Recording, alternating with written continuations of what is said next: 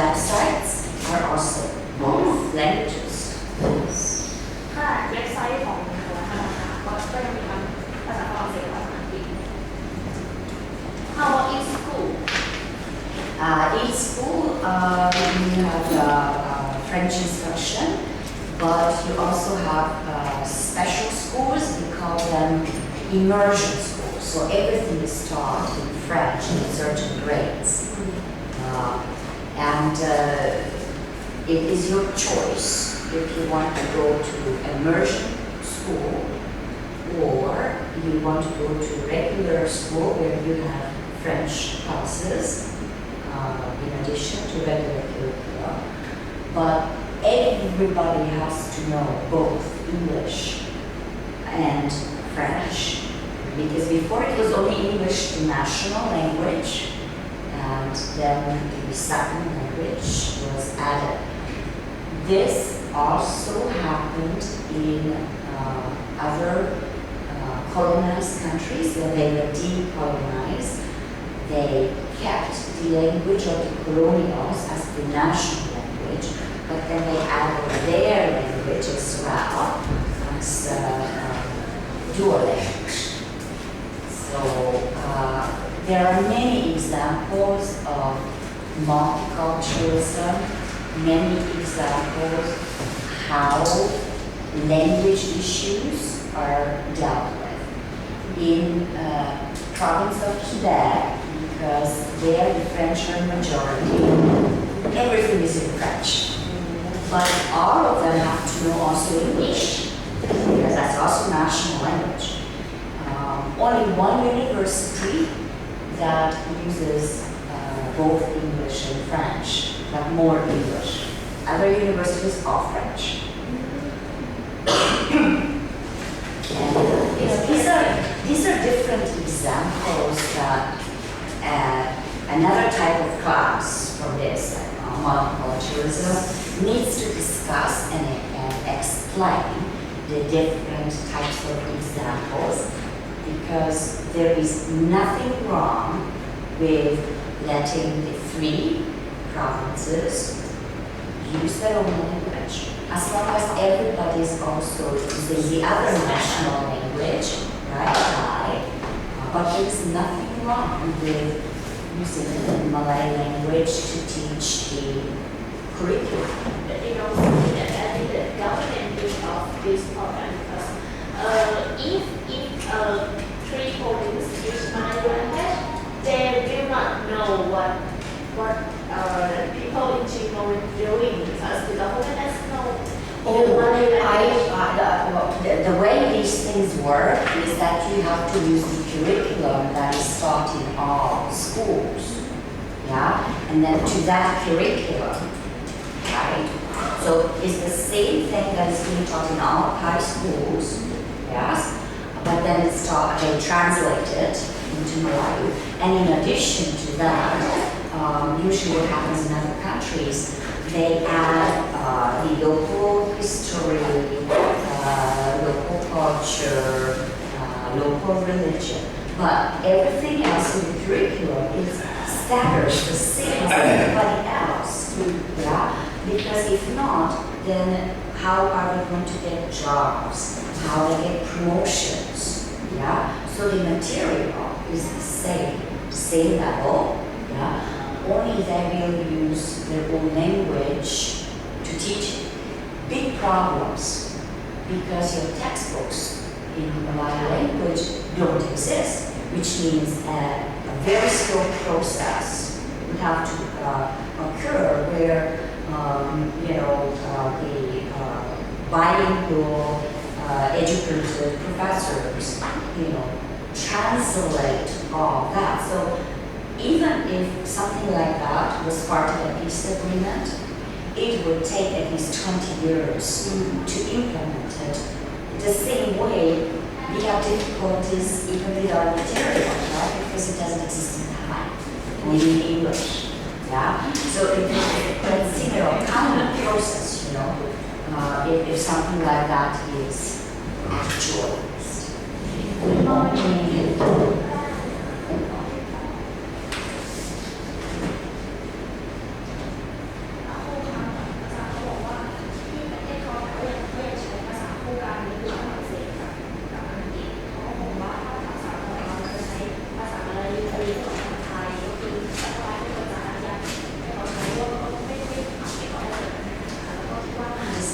examples on how other multicultural countries handle loss of language issues.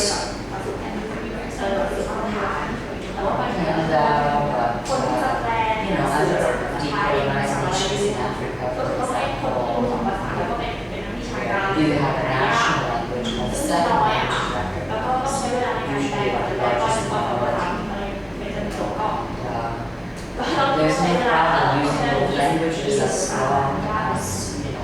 recognize government languages. I was just talking here that, and it's the national curriculum that is being taught, even when the other languages used. Because there's no conflict if everybody speaks both languages, right? And then the same curriculum is being taught, but in the local language, right? So the same intellectual knowledge material,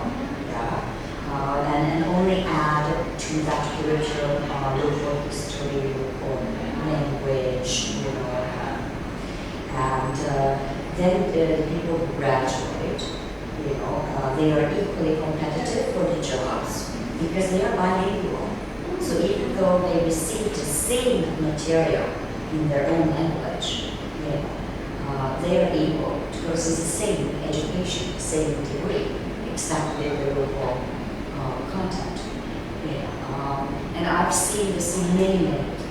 countries, decolonized countries, whether it's in Africa or in other places. And because usually what happened with colonization, if the colonial government that took down the borders, and it included so many different people, and then they just enforced colonial language to be used as the means of communication across cultures. But after decolonization and they become their country, right? Then they have to deal with the issue that it's a multicultural country, and give recognition to the language of the largest majority, either as an official language, or the other policy they would allow is to have the local content in the education at the local level. So in Indonesia, for example, in Bali, up to grade 6, everything was taught not in Indonesian but in Balinese. But the children also learn Indonesian. And then they reach junior school at grade 7, and it's already in Indonesian, but there is just one class, particularly that's Balinese. So cultural identity maintained, language maintained, history, everything is maintained, and there's no conflict with the Indonesian citizen. Exactly. So there are so many examples, not just from other countries, but from neighboring ASEAN countries. The problem is then there are two camps, that are just so stuck in their normal thinking, and they will not even consider any options. That can be because there are reasons the body model will actually work beautifully for the example. Absolutely no problem, because we still would be multiple. So it will take time, and the big time frame would be the translation of the Taiwanese curriculum into Malayu for the grade 1 to 6 textbooks. And as I said, there is a lot of issues, and to implement something like that would take 10, 15, 20 years, but in increments, little by little. First, start having part of the curriculum one class in Malay language, instead of one class in about local history. Like we were talking about, you know, how we could revise the history. Did you check your history book?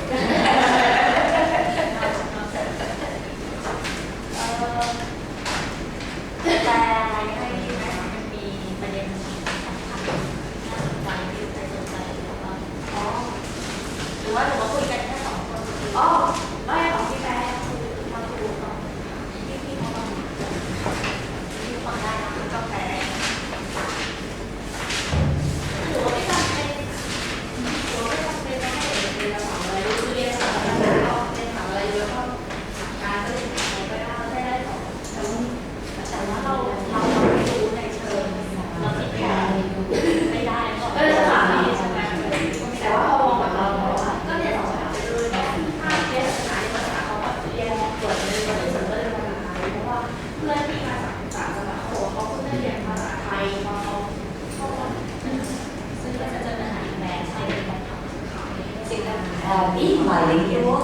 you acquire both worlds, so there is more chance for mutual understanding because each language has its own mental. And here's the added advantage. This is proven scientifically, okay, through scientific research. Children, especially when they are infants up to 6 years old, if they are taught 2 languages simultaneously, more synapses form in the brain, and they are a lot more successful later on in life in their education. It's very smarter because more neurons has to develop when you are learning 2 languages at the same time. Yeah. So when you see, for example, children of couples who come from different ethnic backgrounds, you know, they are very smart children and they advance very rapidly. And because when the baby is developing, you know, that's when all the synapses are being formed. And because of the 2 languages that are learned in the process, the brain biologically is forced to form more synapses. And you know, that increases their intelligence and everything else. So there are also, you know, biological basis for this advantages. So, but again, you know, these are not things that people talk about when they look at languages to us as culture issue. And it's both culture and psychology and biology. And because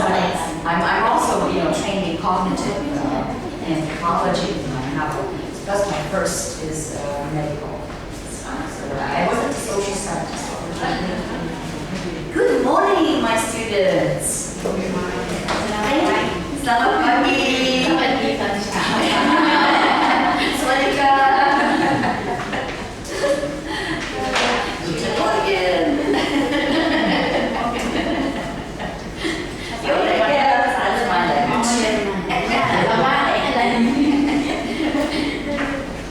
Okay, and of course the Portuguese would say bom dia. We can get multilingual, you know, 4 synapses. Alright, last class we ended by talking about turning points. And today I want to talk about the sticking points and spoilers. And of course these are, you know, in relation to third-party mediation. So when we're talking about sticking points, obviously these are points that will slow down or even stop some ways the third-party negotiations. So sticking points develop when the elites are unfavorable to the peace process, or when parties to the agreements defect. So you already might have a pre-negotiation agreement and then one party just leaves and says, well, I don't want to continue this anymore. Or when political space is closed or conditions are attached to negotiations which prevent forward movement. So, you know those demands in your current peace talks? Those are conditions and potentially could prevent forward movement on the peace talks. So, usually when the third-party mediators encounter sticking points, at sticking points, your aim as a conflict resolution person, right? Your aim is to find ways around the obstacles, right? So drawing on internal and external support is one method. Establishing procedures for the peace talk process. And learning from the flaws of previous agreement, right? So you do not repeat the same mistakes, right? Whatever was wrong with the previous agreements, you try to adjust. So, you know, this is very important, you know, to understand, because it's a third party mediator. You will very often encounter sticking points. Also, as you get to a negotiated agreement, or you know, it's inside, you're almost there, you know, to reach that agreement, or even after you have finished negotiating a peace agreement. Intra-party conflict over the proposed settlement become very important, right? Because the agreement that's negotiated is between the two conflicting parties. So, you know, you have some kind of an agreement, a mutual agreement, but then within a conflicting party, you can have all of a sudden disagreement, right? Factionalism. And what happens is the two factions, you know, you will have the moderates, obviously, who agree to the agreement, right? Then you will have the skeptics. And these are factions who reject the terms of the proposed settlement, but not against the settlement in principle, right? They are for the principle, but they need to be, you know, convinced on certain aspects of the agreement, if it's workable. So, as a third party peace negotiator, what can you do to help the skeptics who are in favor of reaching a peace agreement? They just don't agree with certain points of it, right? So, as a third party negotiator, how do you help the skeptics, right, to reach that middle ground and, you know, support the agreement? One of the techniques is offering inducements and incentives to draw them into the agreement, right? It's like offering them a reward if you agree. Offering means to socialize them. This usually refers to, you know, offering them opportunities like a workshop, you know, to go through the agreement, go through these points that they don't quite understand, and somebody could kind of retranslate them and explain to them what the implications are for the peace process. Okay, so before I get to the other faction, I definitely anticipate that in the current ongoing peace talks, initially there will be a lot of sticking points, and even as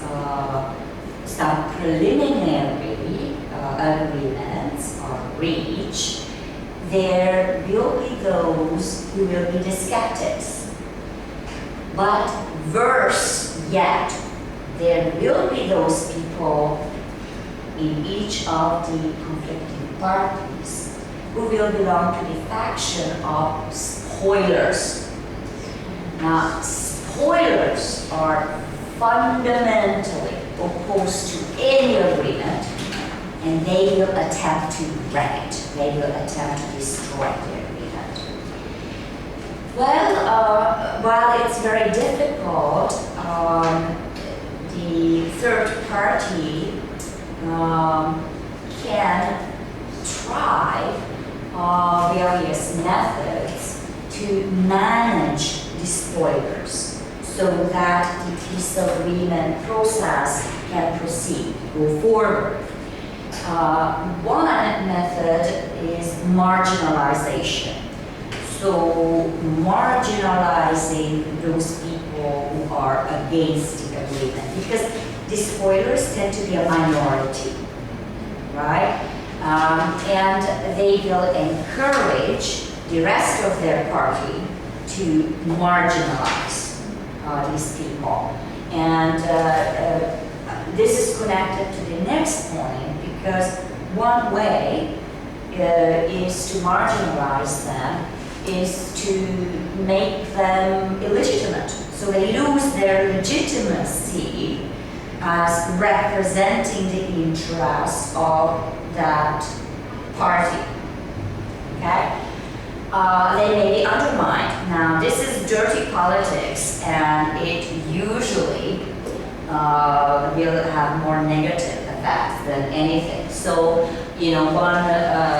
one could encourage that party to undermine the spoilers by bringing about,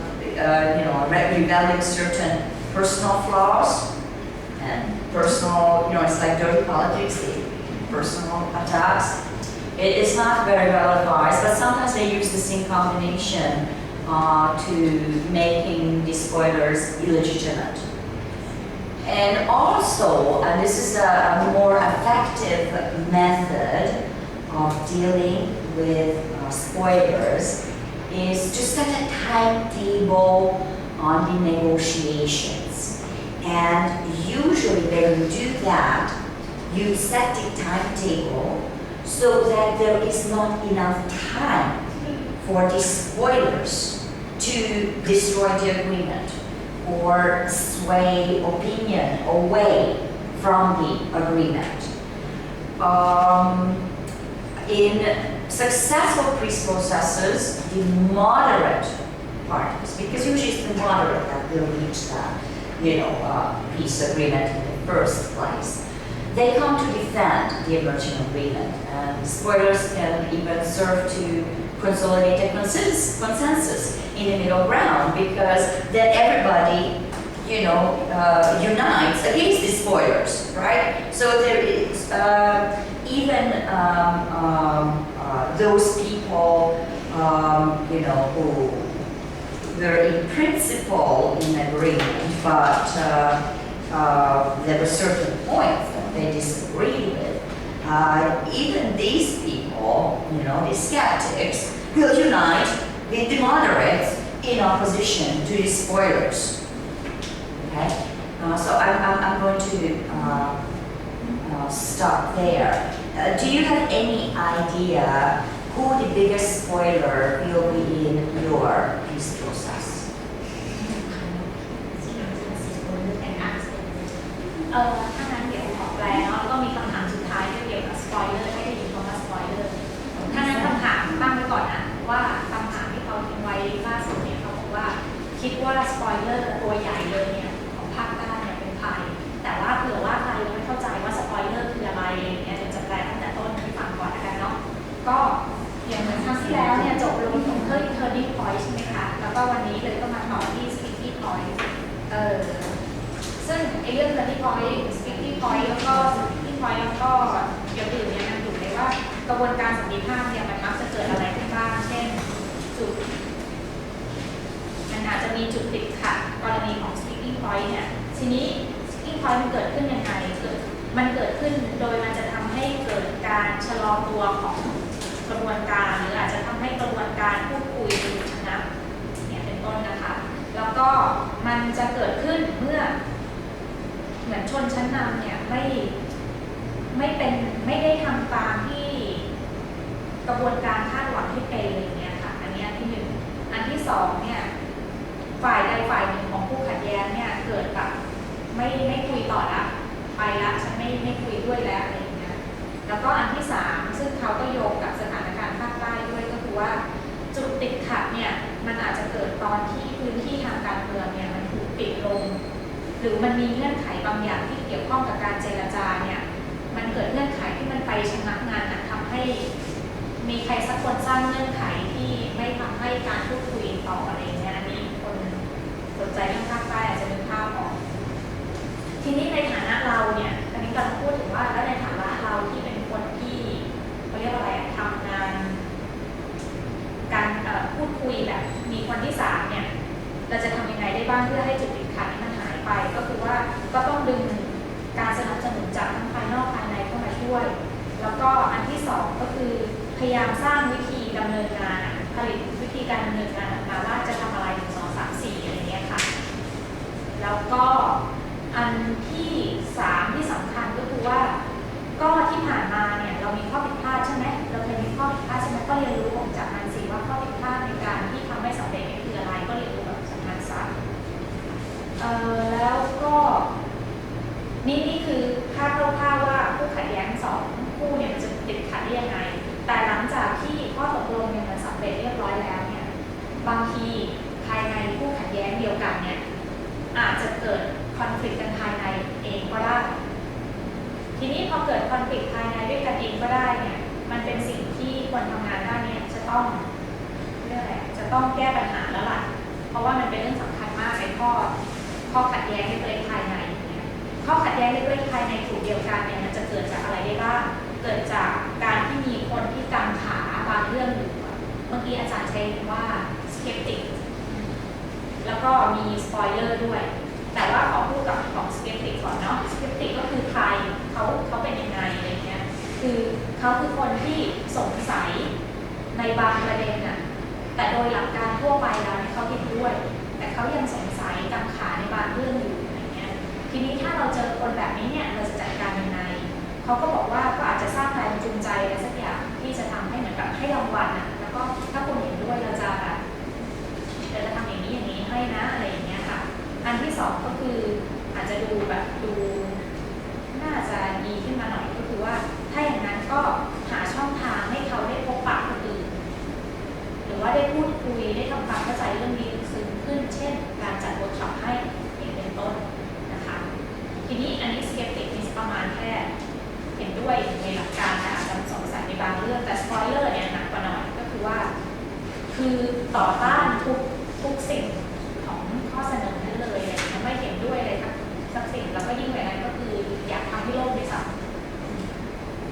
ทีนี้ spoiler เนี่ยจะจัดการยังไงถ้าวิธีแบบถ้าไม่ต้องคิดแล้วว่ามันดีหรือไม่ดีเนี่ยก็ไปลดความสำคัญของเขาซะ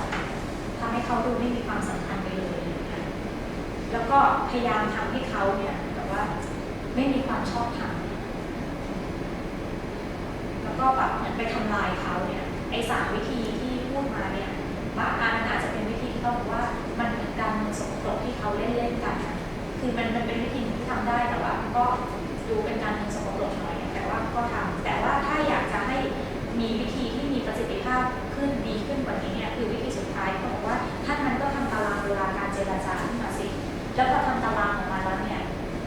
เราก็อาจจะทำให้